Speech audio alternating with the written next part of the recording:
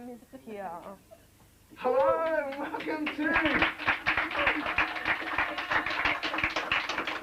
the Wisdom Chambers Cafe, as you can all see. Welcome to the Friday night youth show. And we're doing something different. You can all see this is an amazing layout we've got here, and we've turned ourselves into a cafe. We thought it's the only way we're going to get people to come down here and look at the result. I mean, we'll show you later on, but there are millions of people. If you're thinking about coming down, forget it. Stay at home. So now I'm just gonna get some coffees ready, and we'll go down and chat to a few people. So I've just got the machine set up here because, frankly, this table's just not good enough to take it. So just a sec.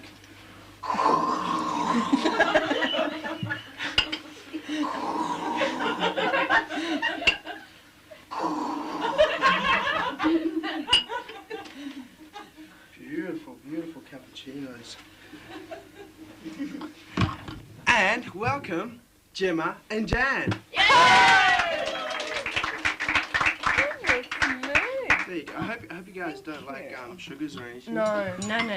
Strong black and this. Strong black water. Sugarless for me. Sugarless water, yep. It looks really strong too. It does actually. It's very hot. Sip it slowly, I'd say, because you might burn your tongue or something. Well. Yep. Fancy meeting you here, Ryan. I know.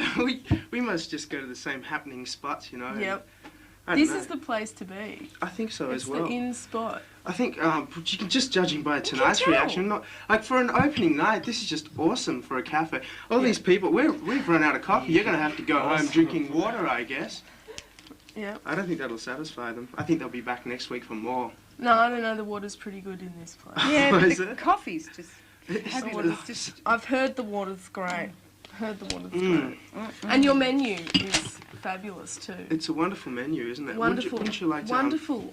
let everyone know what's on the menu? Oh, hold on. We should tell them that this is our second birthday. It is. Happy birthday, CTV. Well, not CTV. It's actually this youth show. Yeah. And it's also the year of the family. So we've brought in our That's why families. my Our mummies and here. daddies are here, and our little, brothers and sisters that we beat up on at home, but get on jovially. My little sister wouldn't come tonight. Wouldn't she? No. Why not? she had something better to do. Oh, Yeah. did you? I don't know. I don't know about that. I mean, like, how many awesome cafes She's have you playing invited? Sonic. She's Playing playing Sonic Sonic the the Hedgehog. Yeah. Well, beaten out by a hedgehog. Story of my life, actually. Yeah. Yeah. I can relate to that. Yeah. Happens all the time. So Vicious circle. what's on today's show?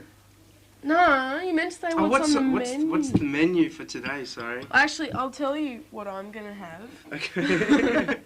For Okay. entree, I'll have Sexpression with Jerry and Jeanette. Sounds interesting. Tasty. Yes, Very tasty. And then for first course, yes. I'll have an interview with Darren Oh. and his friends. Oh, sounds tasty. Strong and black. Strong and black. That's right. And then I think for my main course, the main course I'm going to have, of course this is the main course because it is rock Oh, job. it's rock job. Rock job. What other main course would you have? I don't know. There's probably couch potatoes revenge as well. You could try some of that. That's Toss what up between, maybe if me and Mum get both of them, seeing as how you're the weight, I'll tell you this, you don't have a notepad though. Yeah, You better remember. I've got a We'll get perfect 2 memory. of them, but give us 2 plates so we can share them. Okay. 'Cause you they're wanna pretty. share the couch potatoes. Yeah. Okay. You Yeah. can have couch and you can have potatoes. Okay. Okay. Yeah.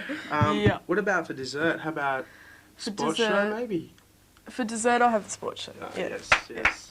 Very, With very Keats sweet. and Mike. Very sweet Keats, as we Yes. call him around here, Sweetie Keats. Sweets Keats. And I think for my, what do you have after This- dessert? I don't know. This is just You when have- you you get the have a munchies. This is platter. when You you have crawl. Coffee. We No, you have a I platter suppose. after dessert. On An my after-dinner platter, mint.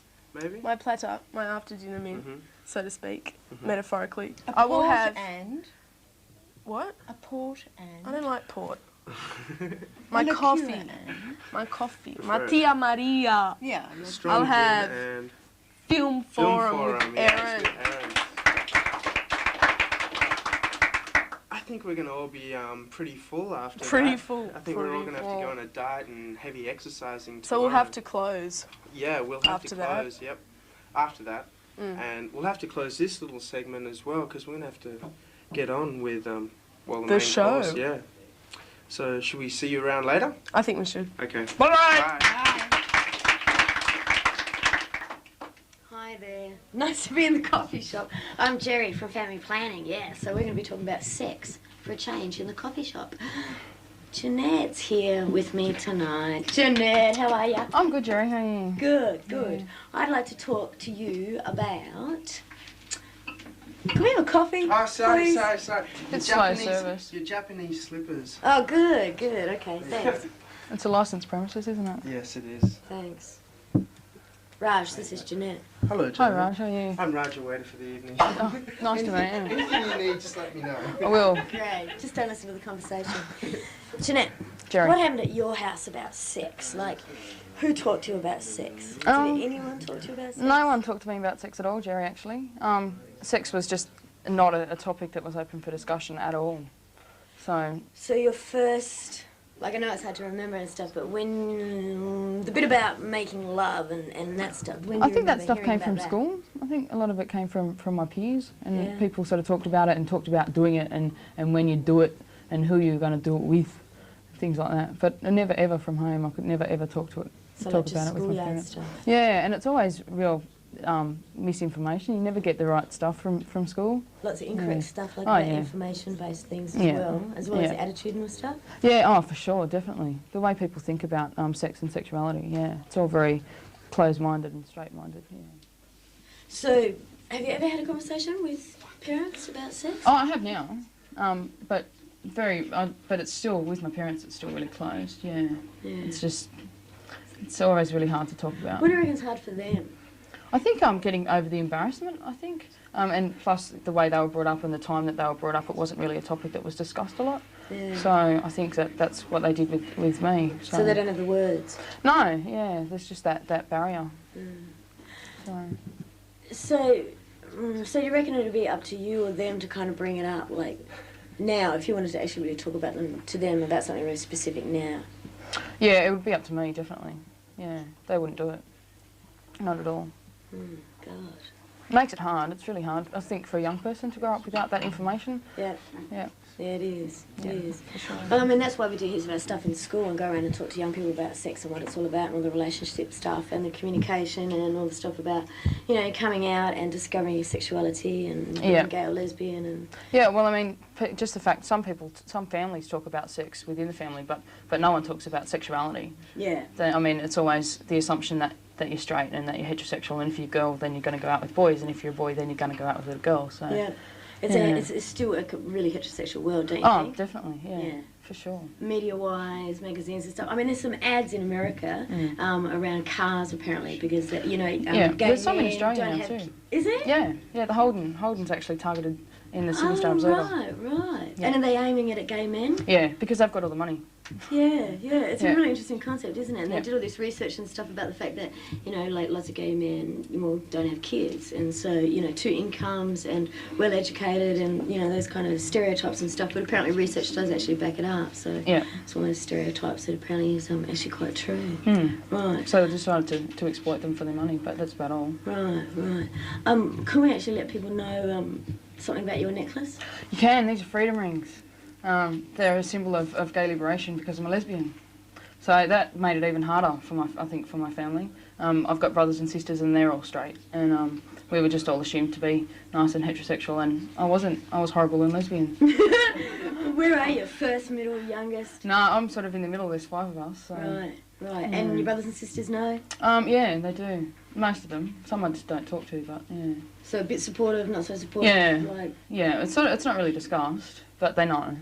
so it's okay, but we won't really talk about it, yeah. So, We'll just keep that in the closet. I can handle it, but I can't handle it. Yeah, Right. exactly. Stuff like Don't that. bring your friends home. Yeah. Yeah. As long as it's Yeah. over there and not really in a part of my reality, then it's okay. Yeah. Yeah.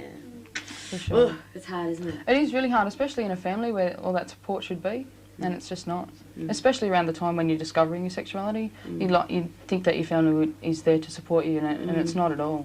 As the main framework and closest to you, and just the stuff that you live with them, and proximity and geography, and it'd be nice to be able to do that. Oh, it'd be excellent to be able to have someone to talk about the issues to, because there's no one, and inside your head you're just thinking, I'm the only person in the whole world. So did you find someone to talk to it about? I did a little bit, but most of the time I kept it inside my own head because it was safe, and if I didn't tell anyone, then no one knew, and I wasn't a dirty lesbian. Yeah.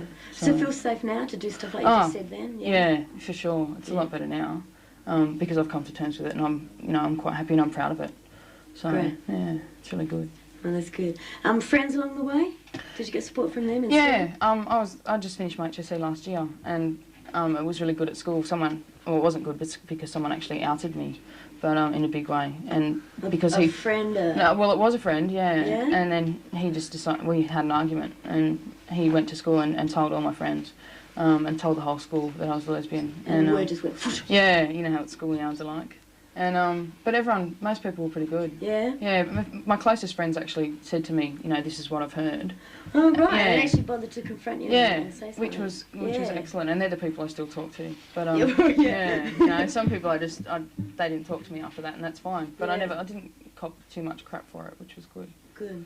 Yeah, good. Lots of people do though. Yeah, I mean there's still a certain amount of pain too, isn't it? I mean even though like it's their problem and stuff, and they need to do something about it and come to terms with it, it's still pain. Oh yeah, because you get rejected for it just because of the fact that you're a dyke, and for no other reason. It's not based on your personality or the person that you are. Just Did the fact you lose female friends? Lots of female friends? My closest friends are actually female, which is surprising. I would have thought, and I was terrified that they thought that I was going to crack onto them, because that's people's attitudes, like, oh no, she's going to try and come on to me. But they were pretty good with it. Yeah, it's funny that stuff, isn't it? Because we do a particular exercise in high schools with, and there's 20 people in the group, and it's just this relationship sheet, and do this little activity, blah blah, and talk about it. And one of the things is you found out a friend of yours was gay or lesbian. Would it worry you? Wouldn't it worry you? Or you're unsure? You don't know how you think. You've never even thought about it, or actually kind of grapple with any of the issues yourself. And lots of young people say that. I mean, I can say this because I actually do work with about 300 or 400 young people a week, so, I can make this type of statement, that a lot of them say that they'll be heaps cooler with dealing with a friend of theirs of the opposite sex.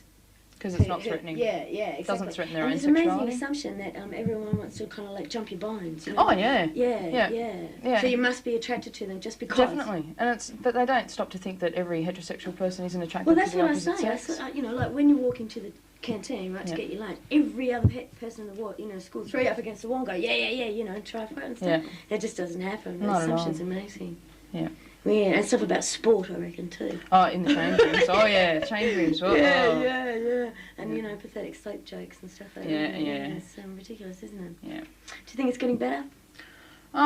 Slowly, I think it is. I think with the changes in some of the laws that have happened lately and... vilification stuff, yeah. I think that's making some paths, and I think people have to stop and think about the way that they're treating people just on the basis of their sexuality. Right. Do people know what vilification's about?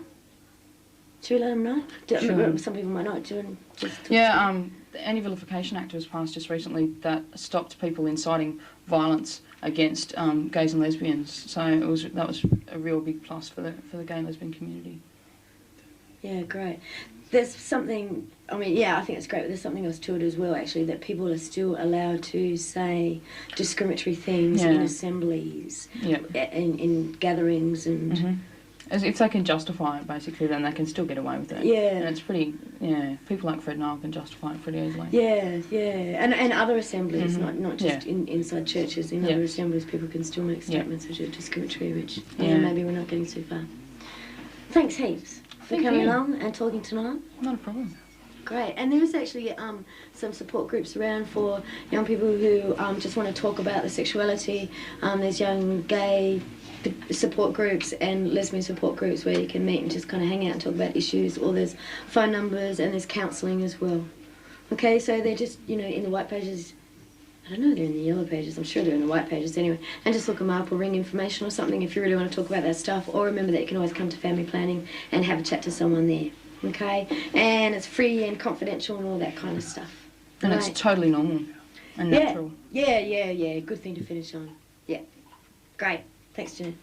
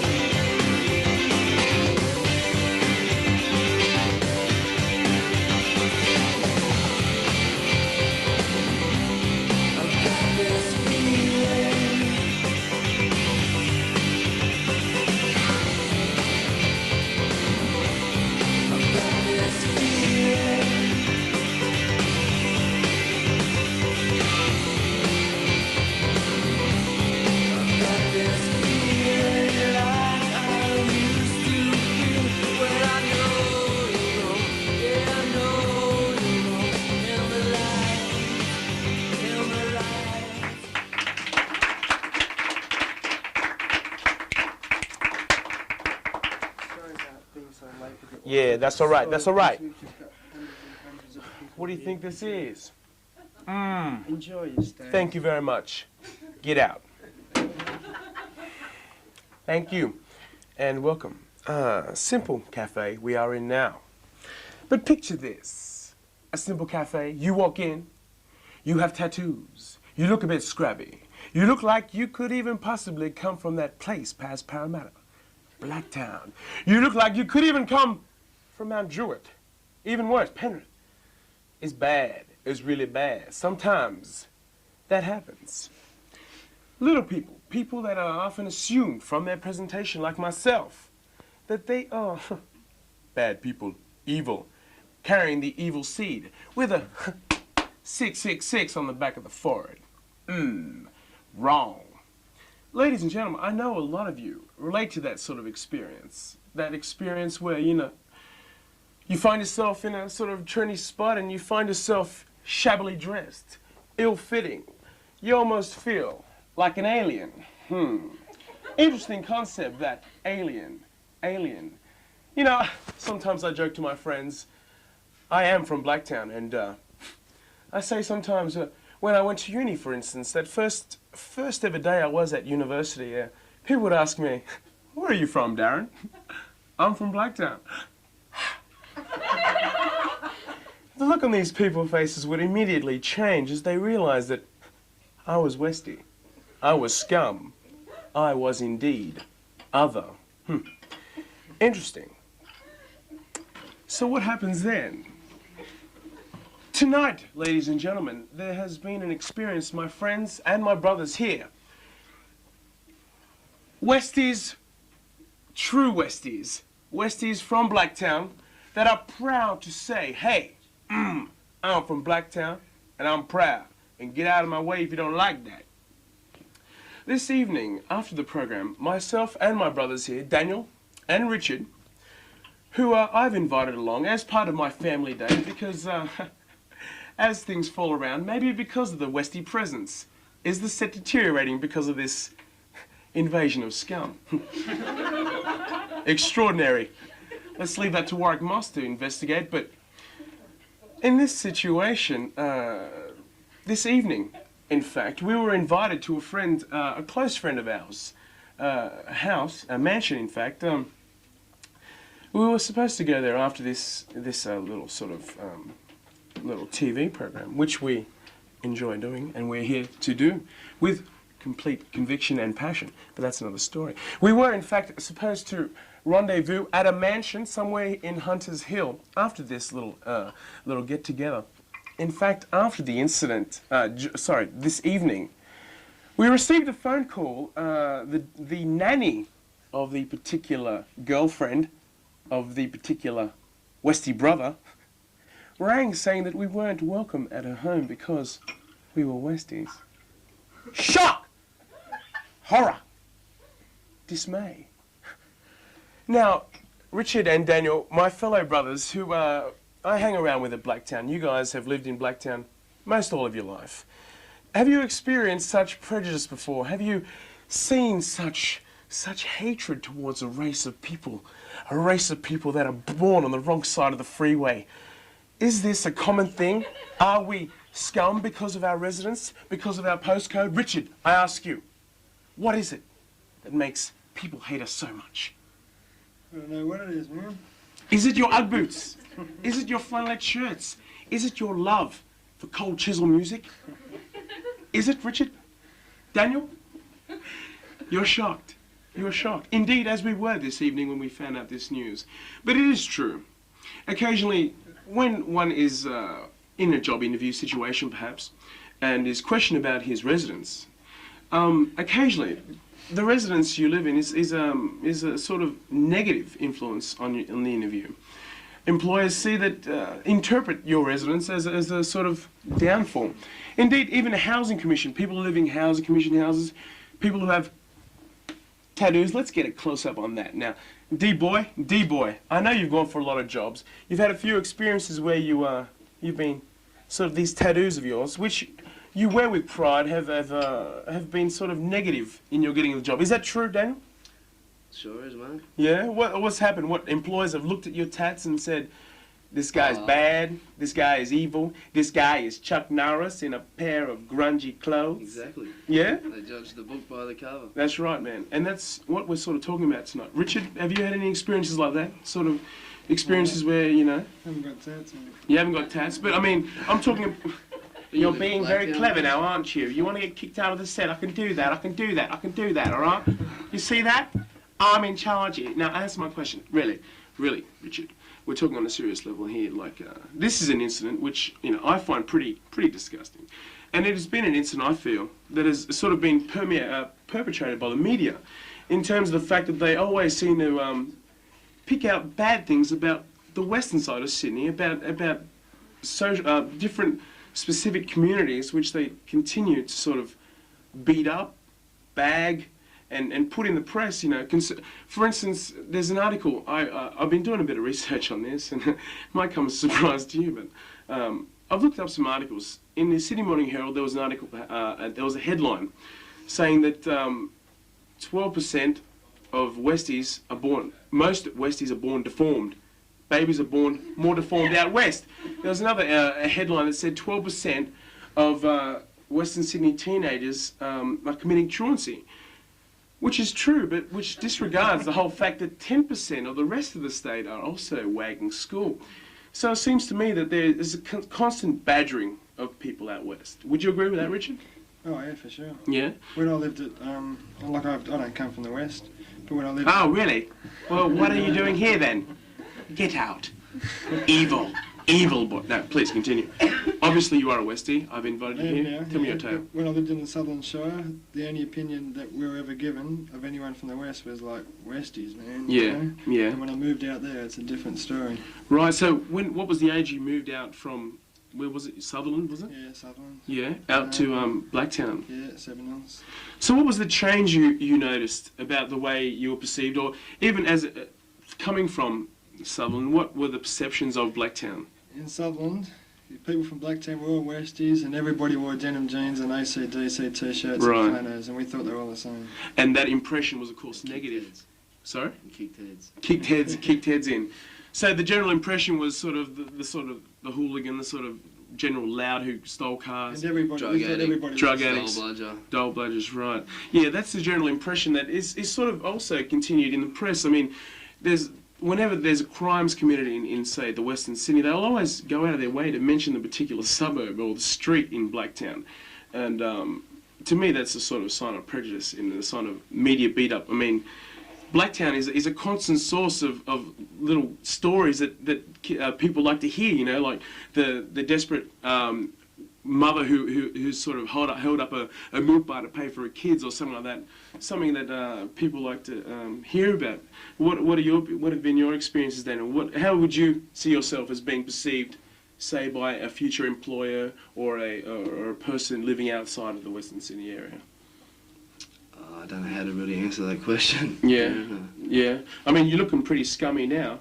I actually got me family best clothes on. Well, that's right. I mean, you know, it's funny. Out of my way to not wear a black shirt. And, Yeah. Well, that's good, you know, Dan.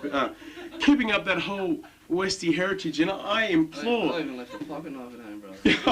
Well, that's good, man. And you left the numchuckers at home too, bro. But I had to steal the car to get here, though. Yeah, you had to steal a car to get in. Well,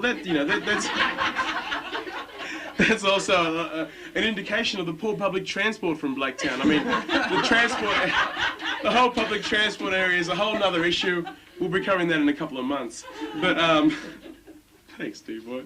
But getting on another level, yeah, there's a whole lot of things concerning Westies and as I said, from I was a dude, schooled through Blacktown, St Pat's, went through to John Paul II and Marriott, found myself in uni, and for the first time I realised that I was sort of different from everyone else. It was sort of like I was sort of, when I said that I came from Blacktown, it was always met with that response that, oh my God, that place out there, and it was always met with that response that was at the place where that big sort of school riot happened. And the stories that the press beat up about that whole incident, which happened in '89, when I was at school in that particular incident. Were you a part of that at all, Richard? Or? No, I read about it. Yeah. Well, the stories that this came up was that buses had been overturned and things, kids had been sort of badgered and things. So obviously there was a beat up about that area. Richard, I thank you for coming in. You're a proud Westie. What have you got to say about Blacktown before you leave?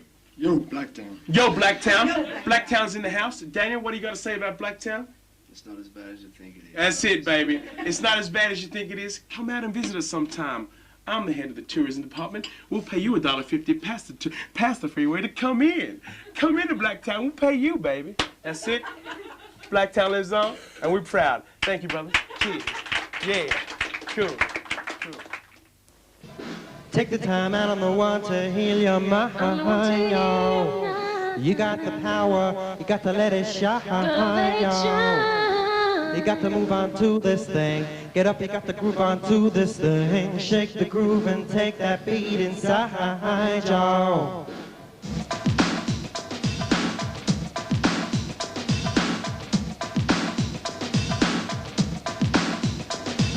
The heroes of hypocrisy. They had a great message, but did anyone listen? Do you follow? Do you hear me clearly? I'll tell you once more about the man who's been dissing his brother. He's a coward, he's a mouse, yo homophobe. You gotta get out of the house if you don't like what you perceive. And you ain't gonna tolerate your brother's sexual orientation.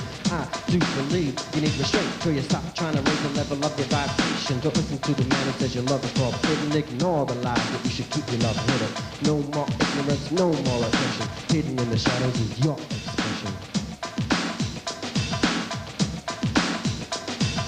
Never give up on the love you're giving day by day. You got to keep on up with the living, the love way. Let love into your mind and your love like a shine. Got to find a way, yeah. You can live a life of love and realize that you never give it up. Whoa, I feel love.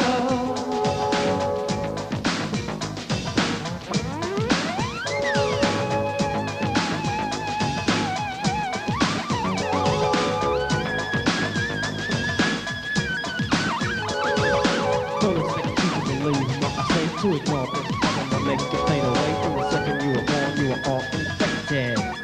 Now your brother's disrespected, rejected, burnt like a witch to the stake. Right about now I've had all that I can take. Never regret my sexuality, cause I can survive this system.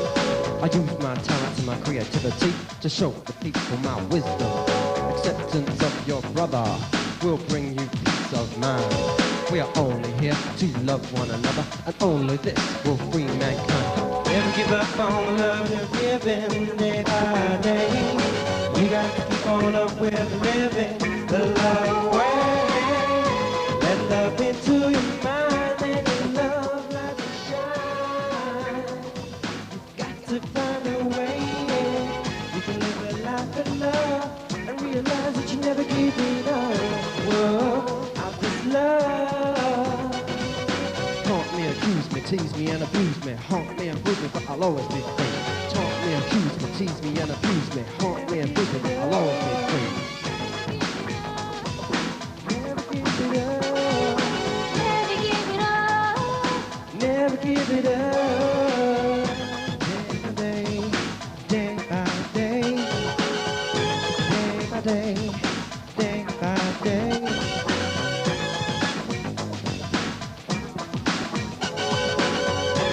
On the love you're giving day by day. You got to keep on up with the living, the love way.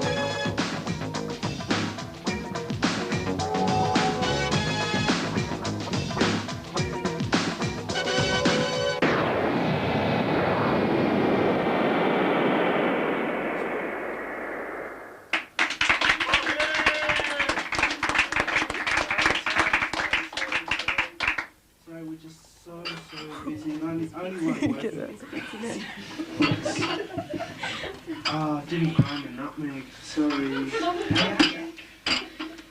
Raj, Yes. come sit. Oh, go Come sit sit. down. Oh, I just thought, you know, we got here and I thought, seeing as how you're here, let's have a little chat, a little goss. So to speak, and I was I've been working so thinking, you hard. know, we might talk about music. Whoa! Hey, That's a pretty interesting thing to talk about it on is, Rock isn't Job. it? It probably is. Whoa. Yeah. So what's the goss? Well, I haven't actually got much goss this week. Of course, the big news is that, and I have to say this is a really interesting concept too. Someone from Hull, I can't remember her name, but a chick from Hull was found dead in a bathtub in a hotel, 27 years old, drug overdose.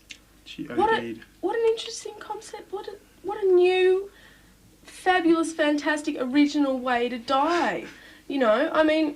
Well, it hasn't been done lately. Most people have been shooting their own heads off or, I don't know, just really boring deaths. There haven't been any good drug-related incidents for quite a while. So, you know, I think this is positive.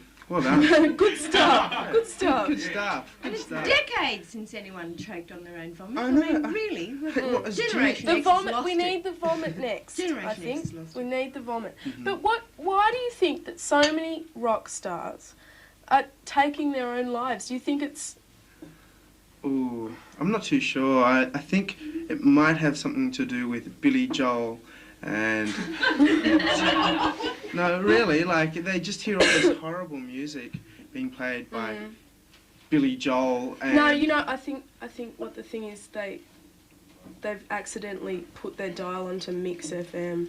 I think that's probably it. Is that your worst nightmare or what? Controversy!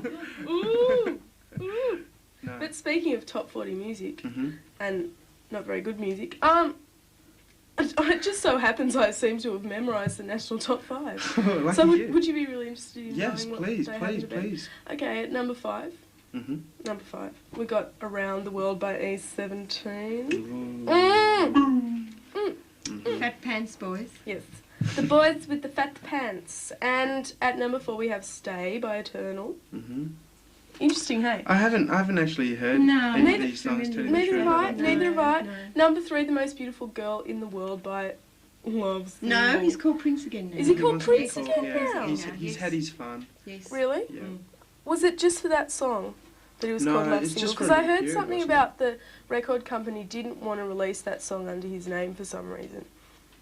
I think he probably had difficulty walking down the street with people going, hey, Thing. Yeah, maybe you could be right, Mama. Mum. At number 2 we have Right in the Night by Jam and Spoon, and at number 1, Crash Test Dummies with and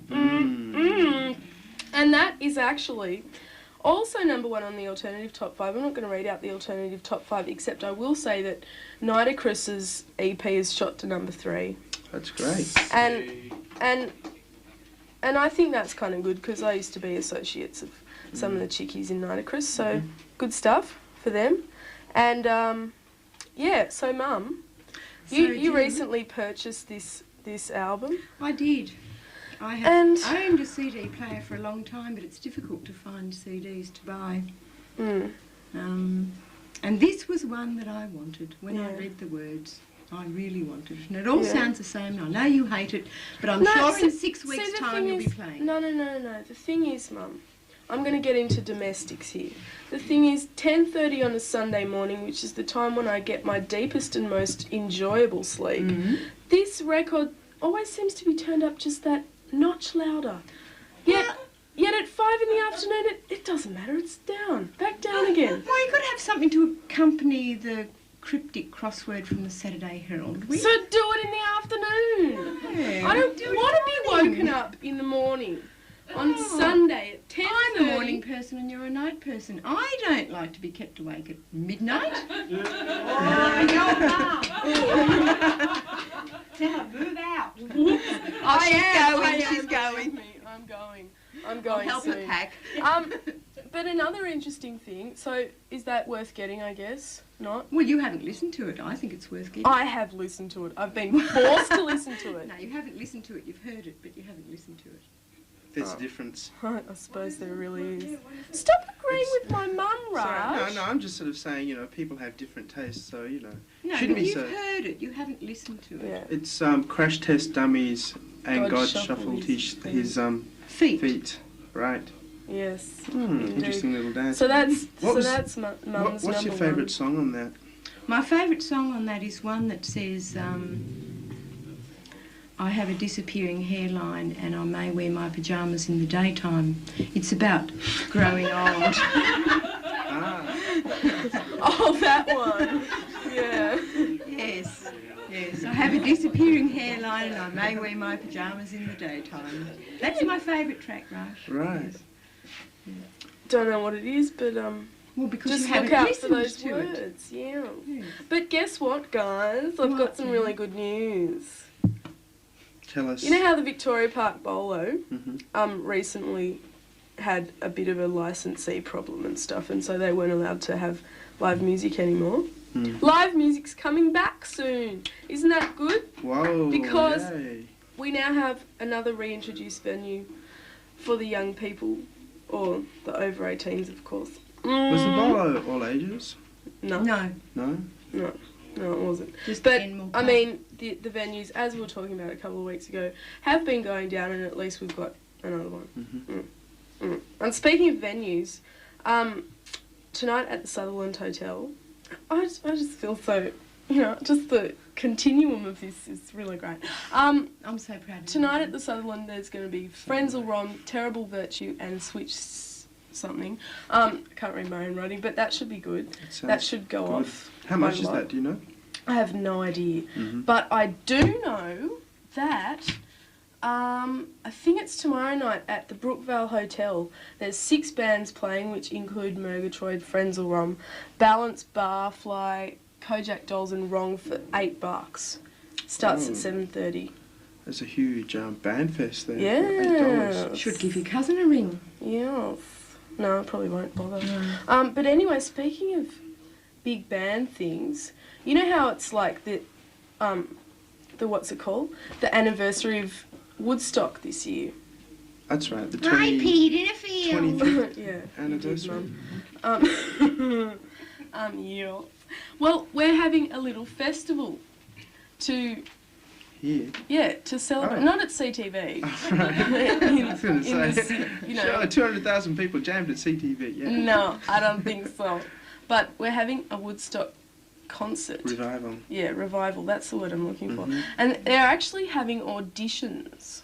So if you're a band and you think you can play anything that was played at Woodstock from any person who played at Woodstock, then you can call 066 766 186 and you can go and audition.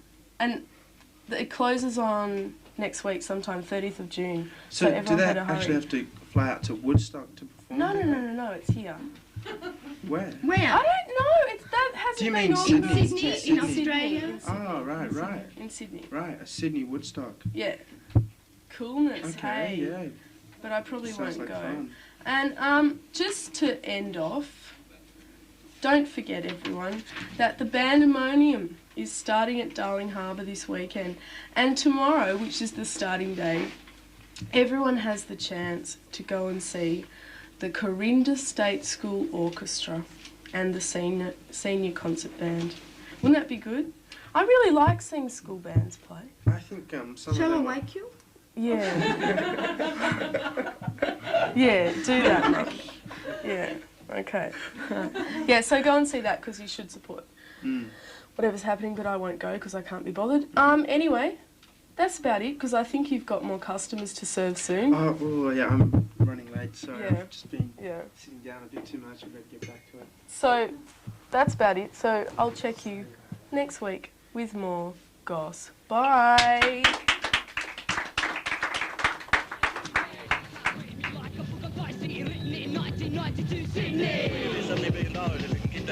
Your weapon, strike me down with all of your hatred. Sydney has no train movement in the respect that trains that have graffiti on it do not run. Like, you don't even see tags running anymore. And respect to those riders who still do panels today, but as far as around the rest of Australia, Melbourne is like constantly always something's being done there. And I think that comes from just dedicated riders and riders who are more involved in doing graffiti other than doing break and enters and taking trips and going to techno parties.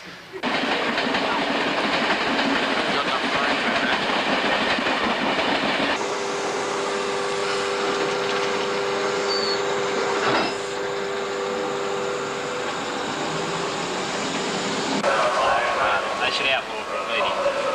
It is outlawed though. Oh yeah, but they still get away with it. Look at it in there. Brand new train. It's only been out of the workshops a couple of months and look at it. It's all over the seats, all inside the cars. No good. How do you feel about it? What about other kinds? Like, do you think there's any art involved in any of it? Some of it is. They could be used as, pretty good graffiti. But they They shouldn't be doing it there where people have got to sit in on the trains and that. If it was legal, like something like the zoo train, do you think that that'd be an alright idea? Oh yeah, the zoo train's okay because that's for a purpose, isn't it? Oh, but what if all the trains were decorated? I don't know. I don't think so. What do you think of graffiti? I reckon it's an art form. If people can do it, I reckon they should be able to do it. Have you had any experiences with people that do graffiti? Yeah, I know some of my friends are those so-called bombers that they called. So, no, they're pretty good. I've seen some of their work. It's good. If you saw someone doing graffiti, what would you do? Anything? No, I'd let them go. Why not? And would you like to see all the trains painted, like, legally? Yeah, it would be good. Some new things on the train, some different designs instead of the metal that we see. It's good. What do you think about graffiti? It's fine. It's good. So you enjoy seeing the murals on the train and the graffiti that's inside the trains? Well, it depends what it is. I mean, there's good graffiti and there's bad graffiti. If it's obscene graffiti, no, I don't like it. But if it's an expression, yes, it's good. So you wouldn't mind to see the trains covered in graffiti, murals? Well, murals, yes. Not graffiti like in New York, where it's just completely covered with the trains. Nice murals. In New York, it's dead, completely dead on the train scene, although trains are being done. But New York, graffiti is now so underground that you've got to be talking to someone who's doing it to know if it's been done at all. So it's not the type of thing where, as demonstrated in subway art, panels and whole cars are running. The trains are spotless clean. What do you think of graffiti? I think some of it is an art form. There's lots and lots of buildings around, you know, where somebody's paid a graffitiist, you know, to paint a wall. That's fine. But you know, to just go up and paint a train or something like that, I don't like that at all. Do you think it would be fair if they were allowed to paint the trains? If they did pictures that were nice, you know, pictures of something. Something like the zoo train. Yeah, although that's really not my idea of art either. But there are a couple of examples around of some really good art. There's one in the Willara cutting on the King's Cross line. That was a really nice piece of art. Pictures like that I quite like. What would you do if you caught someone doing it?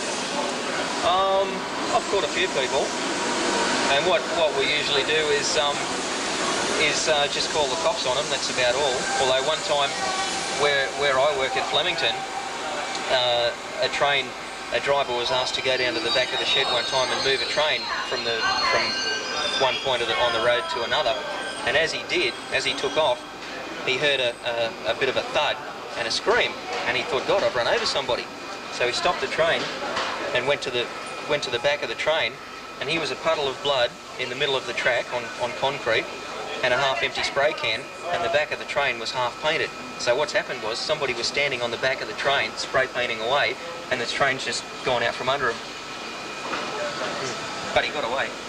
Making sure you're ready, but don't put the paper train over down, it's burning that finger into the cost again. It's a second side of right to reading each word, so it's overwhelmed, set the fall into the deck we will. So as the slayer. A friend of mine who used to write his name on the corner of buses, and that was sort of the funny thing at that time, because it wasn't really bombing, it was just something to do for a laugh. And then, because I was catching a train to school every morning, I just started like that, yeah.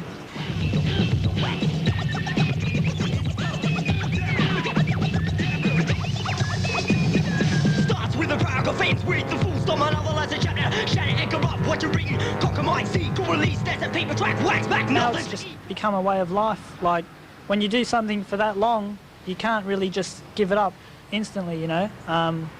It's just what we do and enjoy doing, and we just keep doing it.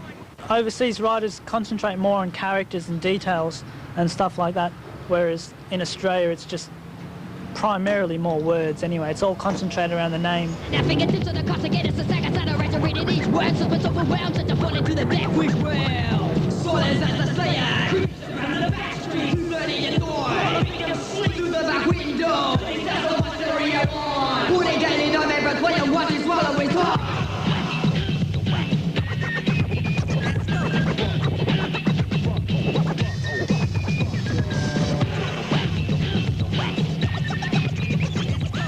IBS is a crew that started in '84, and I wasn't one of the first members to be put in it, but I was put in the original crew. It stands for International Bomb Squad, and there's only about 3 people from the original crew that are still active in hip-hop. Like, 2 of them aren't doing piecing anymore, but they're still active in the sense that they're breakdancing. And Blaze, who's a well-known old-timer, is very involved in the Vapors magazine and also other hip-hop things. And IBS today consists of all people who, like, in our opinion, have been there from pretty much the start of Sydney and are respected and deserve massive respect, you know? That is here.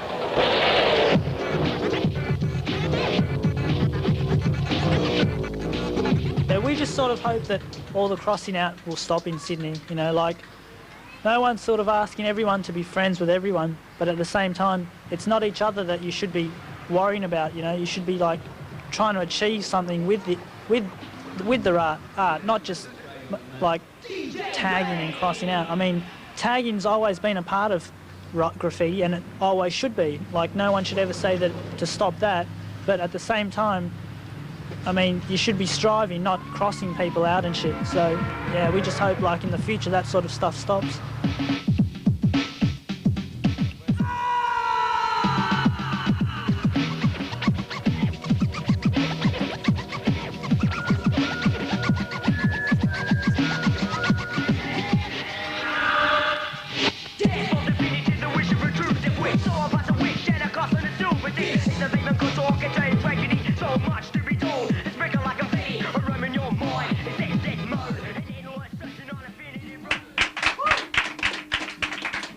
Been watching TV for a long time. Been watching TV for a long time.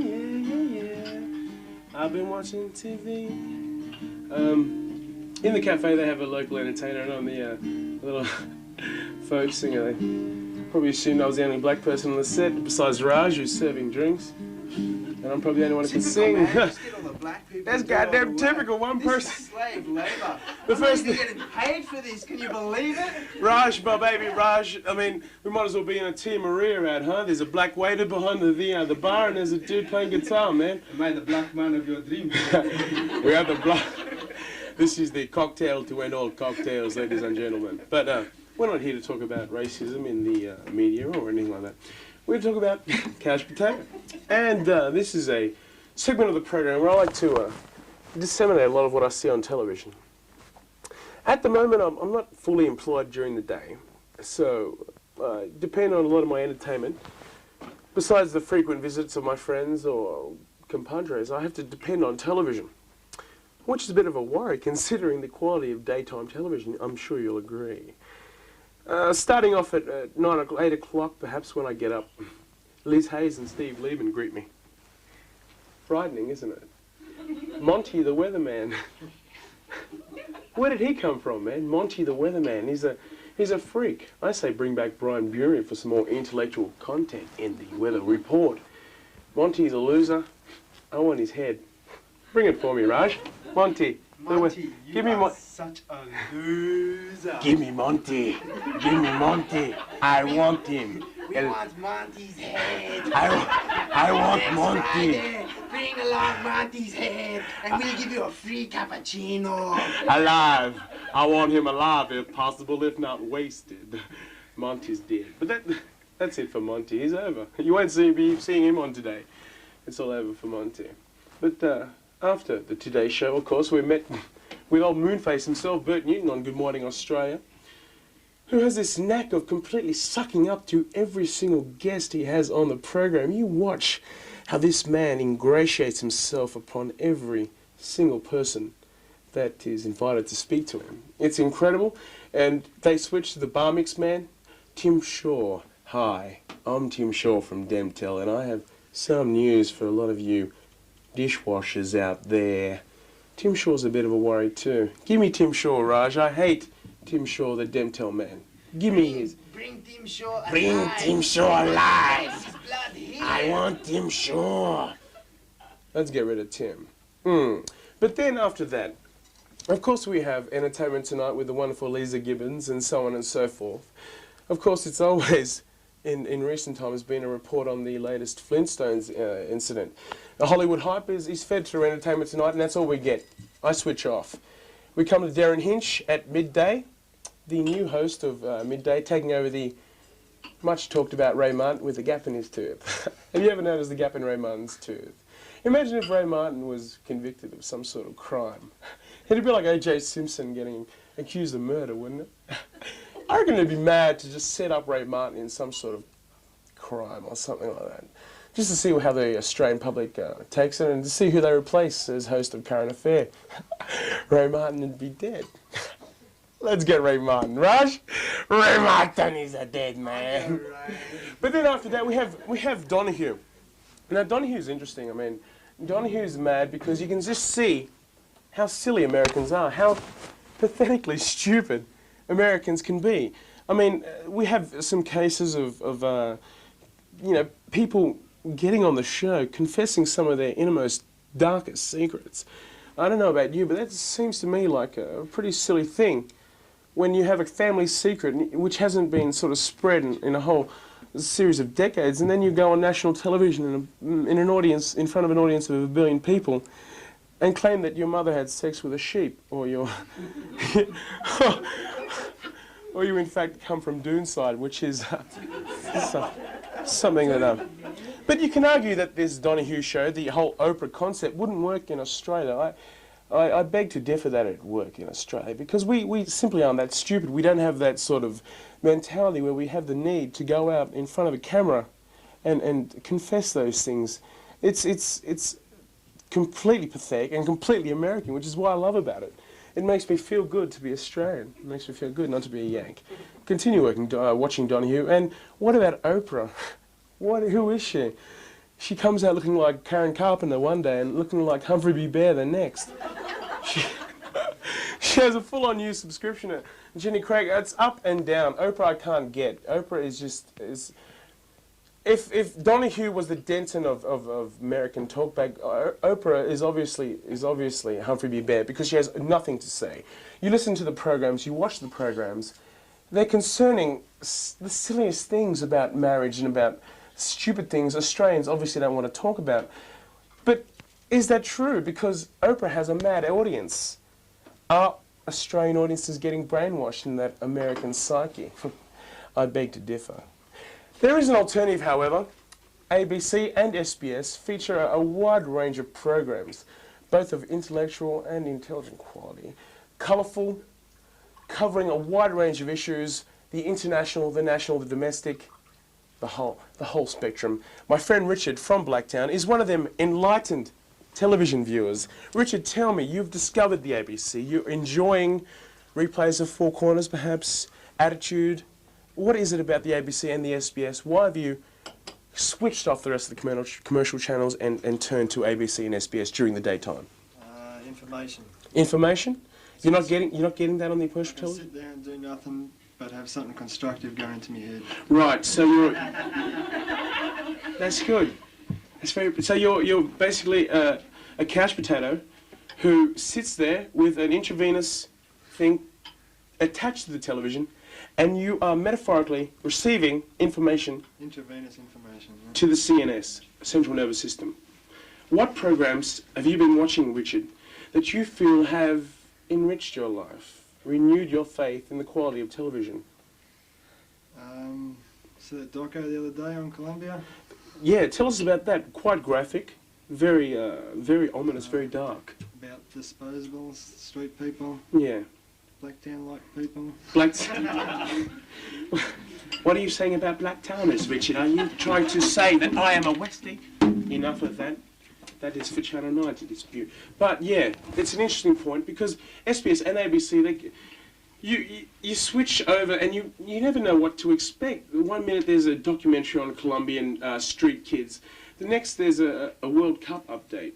And that's what I like, the variety, the intellectual content, which is intravenously plugged into you and which you gleefully overdose on every morning and every afternoon. Is that right? That's right. That's right, bro. But the World Cup, of course, is on SBS at the moment, and it has dominated my whole viewing experiences over the last couple of weeks. And I'll tell you why. The World Cup encompasses everything that every fantastic movie should be. It has the action, the drama, the emotion, the passion, and the colour of cultures, of players, coaches, the audience, the crowds. It is a fantastic spectacle, which is being broadcast from the USA, of course, which adds to the whole colour of the thing. Americans can make Denton look like Ben-Hur, or the Four Corners look like an Oprah show. You know, Americans, spectacle is their name. So the World Cup, have you been following any of the World Cup, Richard? Sure have. Yeah? You are obviously following the Netherlands. You're from, That's correct. you're from Holland. And sort of how have they been going? Bit dodgy. Have you been enjoying the World Cup coverage? It's pretty slick, huh? Yeah, it's good games. It's excellent because SBS have recognised that the World Cup is watched by billions of viewers around the world, and it's going to draw a strong audience in Australia and Sydney itself. The production is slick. They've hired Peter Andre. Take me to the top, 'cause I never wanna stop. Peter Andre to write the World Cup theme song, which I think is a pretty terrific move. But that's the World Cup. Stay tuned. I mean, it's on 2:30, 5 o'clock and 9 o'clock during the day, during the morning. And, you know, it's bad times, but the only time to watch the World Cup is live, of course. Stay tuned to the World Cup. Stay tuned to, I implore you to switch over sometimes to the ABC and to the SBS. Not always ABC have Dad and Dave or whatever. There's mad shows. Skip Play School, skip the Molly Grubs, skip the Power Rangers. What are the Mighty Morphine Power Rangers anyway, Richard? I don't know, man. I don't know. A scheme set up by Toll Toys to sell a lot more, merchandise. I mean, the Mighty Morphine Power Rangers, whose own name is subject to controversy, is are we on this camera now? The Mighty Morphine Power Rangers, Mighty Morphine Power Rangers, is a sort of a sad cousin, a country cousin of the Teenage Ninja Mutant Turtles, the Teenage Mutant Ninja Westies, the Teenage Westie Retired Seniors, the Teenage Mutant Ninja Turtles, who are witty and all funny, but the Mighty Morphine Rangers, sad, sad, sad. Bring back He-Man, bring back Monkey Magic, bring back Monkey Magic is the way to go. Bring back the Thunderbirds, I say. Bring them all back. Forget the Mighty Morphine Power Rangers, who instill in the youth a bad set of values, centered around violence, centered around getting on this weird Japanese costume and walking around like you were a Tarago van. It's sad. It's sad, it's sad, it's sad, but it is a sad world, ladies and gentlemen. A sad world. So stay with me next time and see what you think of the SBS and ABC shows that you watch over the week. I'll see you next week.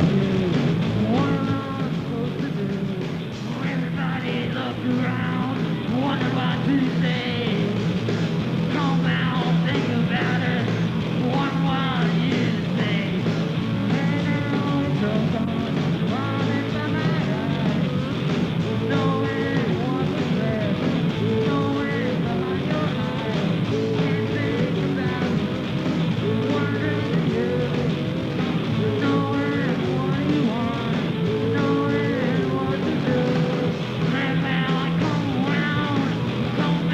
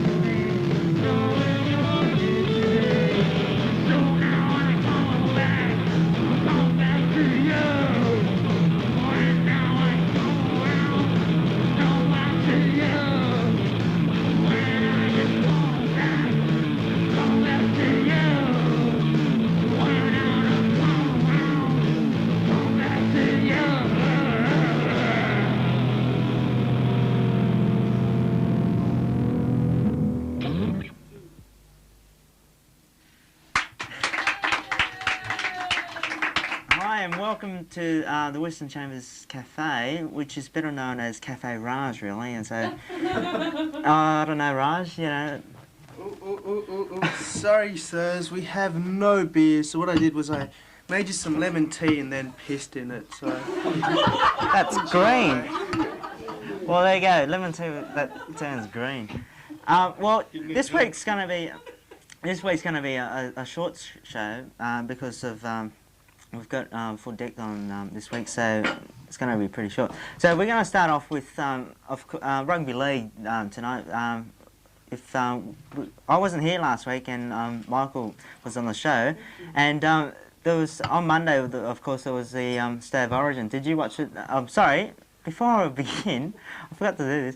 We've got our special guest tonight. It's Mr. McDonald. Of course, if you're regular viewers, he's been on a couple of shows, so he's our special guest presenter tonight.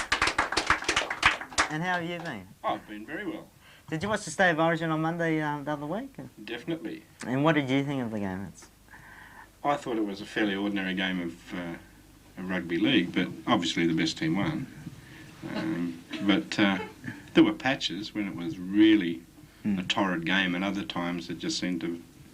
Well, Queensland lost their way a bit in there for a long time, from halfway in between the first half until about halfway in between the second half. They seemed to go nowhere, and in the second half of or in the later half of the second half, they just came back really strong and nearly got up. But it was a good game. Only in those sort of those periods. It had patches. Well, and following on from rugby league, onto our local club, South. Last Friday, South played Penrith at Campbelltown, and South were lucky to get away with a win there. Did you watch that game at all? No, I don't see Saturday or Sunday football. All right. Well, South were leading at 12-0 at one stage, and then came.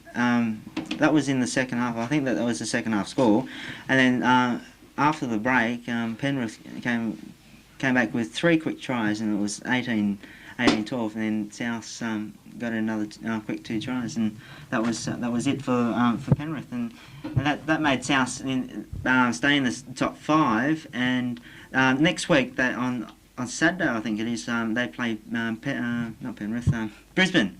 So that's another tough match for the old Rabbitohs. So I hope they get up, and we'll probably might see the top 5 if we can get through the next couple of games.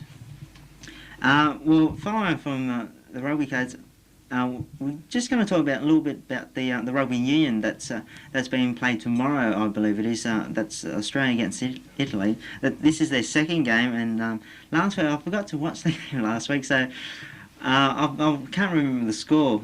Well, if Michael. It's about, I think, 20 to 23. It was 20 to 23 or something. It was a sloppy game as well. Well, they're playing tomorrow in Sydney, so if you want to catch the game, either go down the ground. I think. Is it Melbourne? Oh, sorry. There you go. I'm going to have to sack someone in research. Well, obviously, if you live in Sydney, you can't catch the game. So probably be broadcast on Channel 10. So, well, yeah, usual time for those matches is 2 o'clock, and the probably kick-off would be about 2:30. So, either go down to a local pub, have a couple of drinks, or stay at home. That's probably about all for the rugby codes. Just a big news from overseas. Going to America, because obviously World Cup's on at the moment, and I've been watching a few games. It wasn't here and there because of the time difference, and I have to go to work and all that. I've only caught a few of the games early in the morning, but surprisingly enough, all the games that aren't really with the games that are with low ranking teams have been sold out as well. So that goes to show you how much this event brings to a country. Yeah, unbelievable crowds, unbelievable. Well, it is the the world's most watched sporting event. 4 times the size of the Olympics. Well, there you go. Have you been watching any games? I get to see a few minutes of a morning. Yeah. But, they've been interesting games. Nothing major that I've seen yet, but I think all the teams are saving themselves for the second and third rounds. That's right, yeah. And it's a long way to go. It takes a month. Probably the biggest upset so far would be Ireland against Italy. And Not an upset at all. Well, I mean that's. Hey, no way, mate. Ireland's going to win. Well, that's what the surprise dark horse of the games of the events this year, and a few people have been tipping Ireland to win this Definitely. this time. So Definitely. Yep. all right. And the other big news from the US is that of course the NBA playoffs have just been played 2 nights ago, and for the first time Houston Rockets won. First time in 174 years. Yeah, they beat the Knicks. Yeah, the New York Knicks, and it went down to all the 7 games. How they played is they played over 7 games, and it went right down to the last game. And Houston got a home game, so that probably spurred them on a bit more, and helped them win their first premiership or title or whatever they call it. At Houston, the baskets are bigger. Yeah. That's what the Knicks said. Well.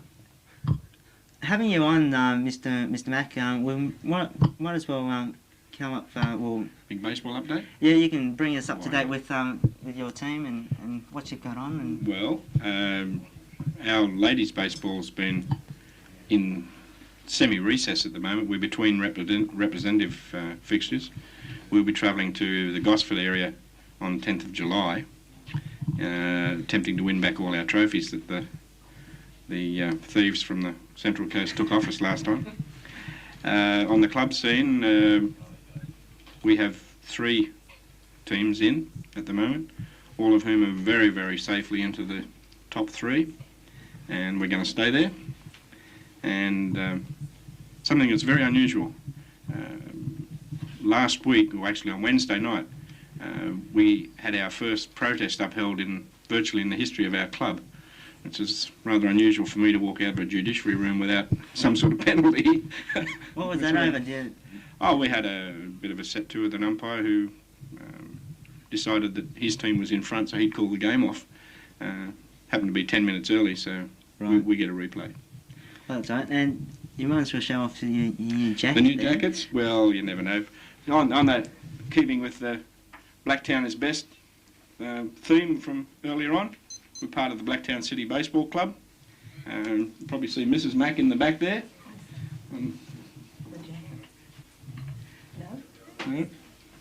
we'll probably get a shot of that. Just keep it up a bit. You can... No? If we had another camera there we go. And we're known as the Hawks. And there you are. It's just the flowers in the way a bit. Flowers are in the way, that's not a problem. So, so you're now officially recognised as the Blacktown City... Blacktown City's only team that's allowed to be known as Blacktown City. Right, so you applied that through the council and all of that? Or? Oh yeah, we've been in operation now for 10 years. Early in September, or late September, we were starting our 11th year of baseball. Right. In Blacktown City. Well, that's a pretty long time. Yep. And, well, especially because this is our 2nd birthday, don't forget. Yeah, happy birthday to everyone. That probably wraps it up for this week, and we'll probably... Why don't we cover the game on July 10th? Is it July 10th? Definitely, yep. We'll probably send a couple of cameras up on July 10th and love to have you. Invite you back down for an update when you play. We'll show you the trophies again. Okay. Well, there you go. So that probably wraps it up for this week. We'll see you next week on the second birthday and 1 week show, and I hope this has been a nice change of setting. But we'll see you next week.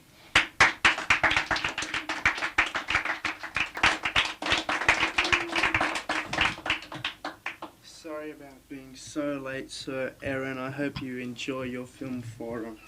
Ah, thanks, Raj. It's Really sorry about being the so late cafe. Yeah. I noticed the late cafe is 40 cents more expensive yeah, that's than right. The late coffees, but sorry, we can't give them to you today. You'll get them tomorrow. They'll be late. Just you make sure. Just you make sure of that. Hello and welcome to the Wisdom Chambers Cafe. I'm Aaron Free. This is Film Forum. It's great to be here. Get a shot of the extras here, why don't you? Hey guys, how's it going? Speak. Good. Thank you. I'm going to be talking about 4 movies today. All of them new, all of them starting either this week or next week. We're talking about Reality Bites, The Secret Garden, Savage Nights and Blue Chips. I'll start with Reality Bites, which of course is the new film from Winona Ryder, one of my favourite actresses of all time. It's the first film from stand-up comedian Ben Stiller, who used to have his own TV show in America but hasn't directed a feature film before, so this is his first go at it. He does a very good job.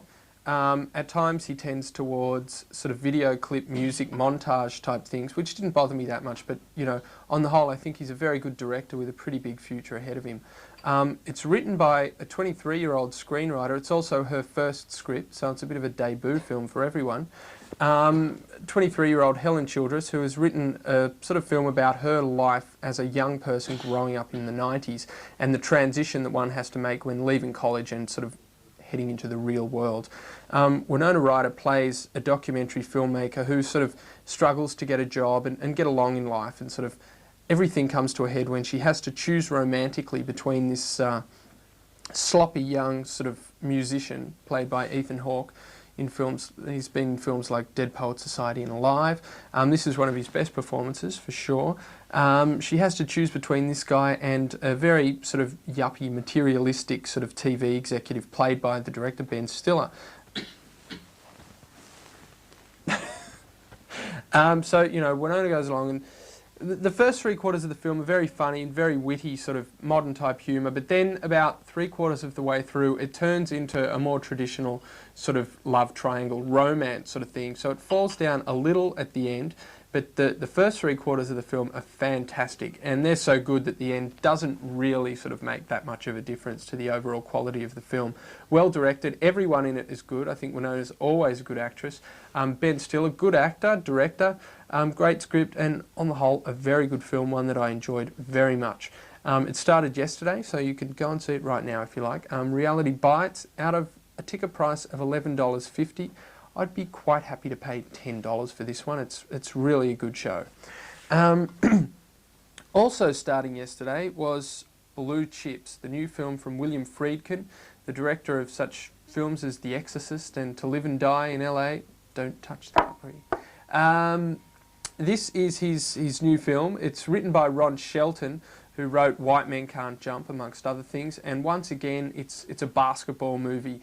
It's about a coach, sort of a very clean, honest coach, played by Nick Nolte, who works at a college, Western University, and it's sort of about his struggle of whether he should sort of underhandedly recruit top players or do it the honest way. He hasn't won a game all season or something like that, so he decides to do it the sneaky way, bring in some good players and win a few games. Among these players that he brings in is apparently some sort of huge American basketball star called Shaquille O'Neal. I don't know a lot about him except that he can't act. I wouldn't suggest an acting career for Shaquille. I think he's probably a lot better on the basketball court. Nick Nolte is good, however. Mary McDonnell from Dances with Wolves is also good. J.T. Walsh is in it. And the film is, I suppose, best described as a mediocre effort. You can guess a lot of the plot twists a long way ahead, and the film is ended by one of those awful things that you see a lot in American films, a speech by the main character where he talks about integrity and sort of, you know, the American way and stuff. And, you know, that sort of thing doesn't really excite me that much, and I think, you know, the ending of this film is really quite awful. You know, not a bad film, but not a very good one. On the whole, very average. Gets a score of $7.50, which isn't exactly huge.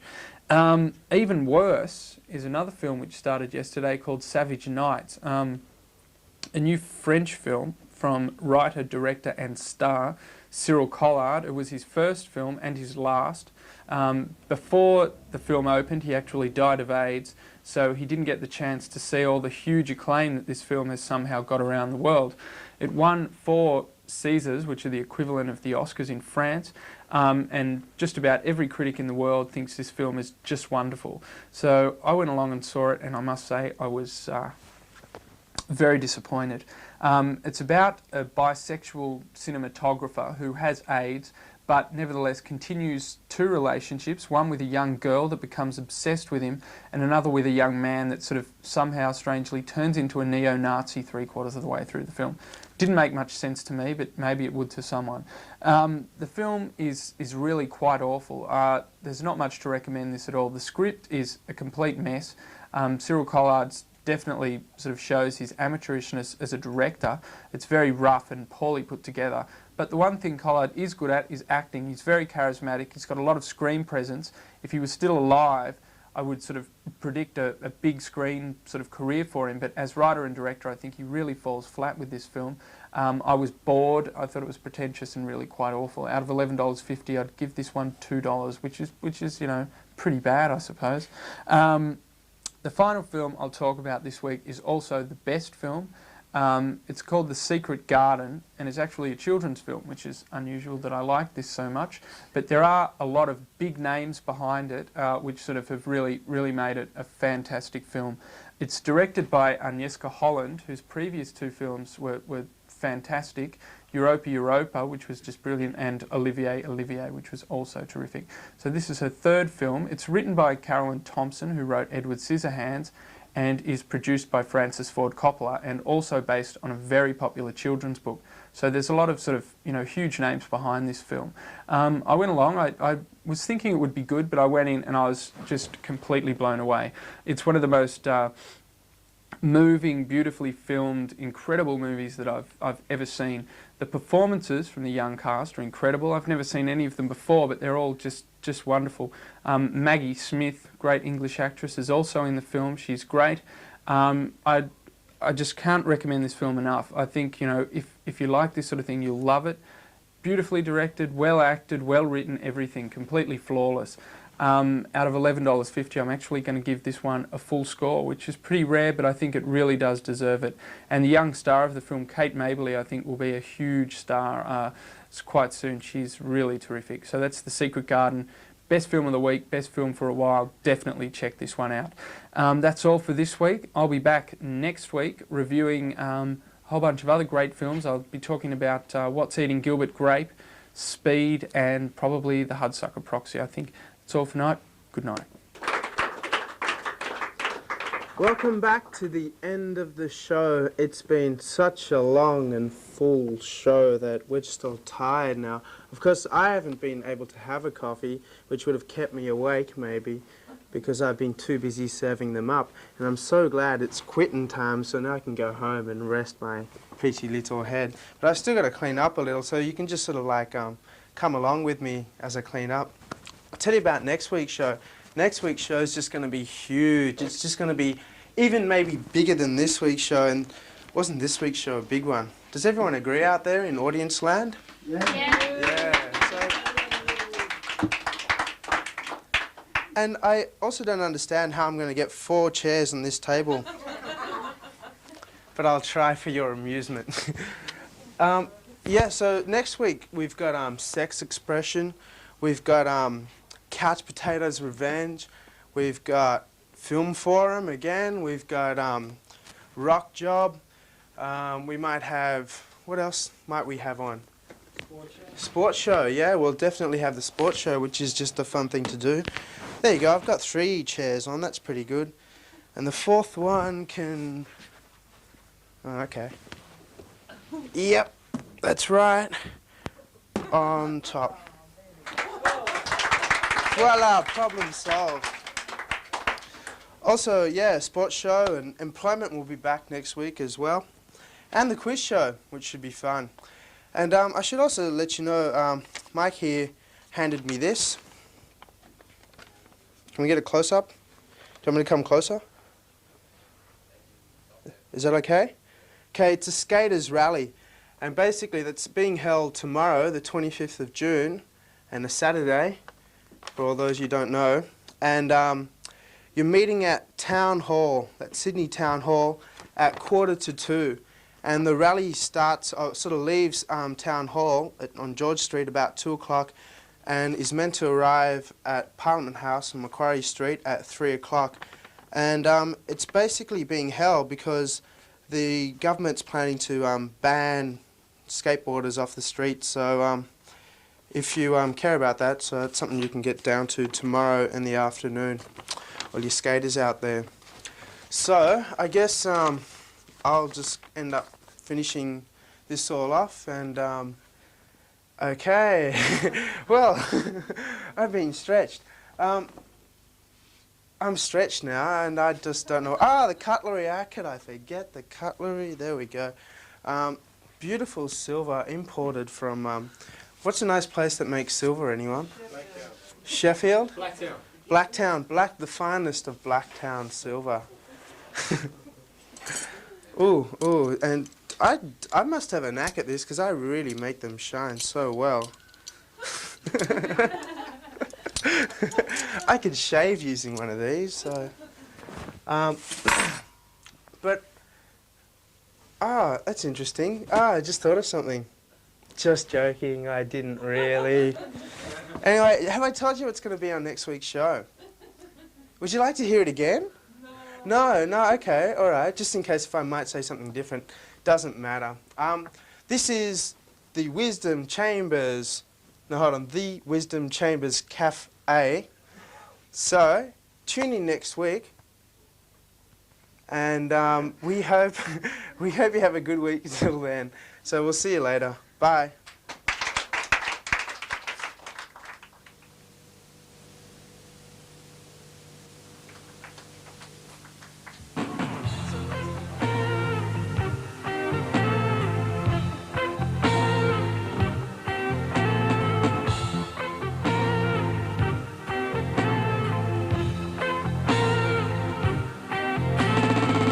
Good evening and welcome to the Friday night Wisdom Chambers Youth Review.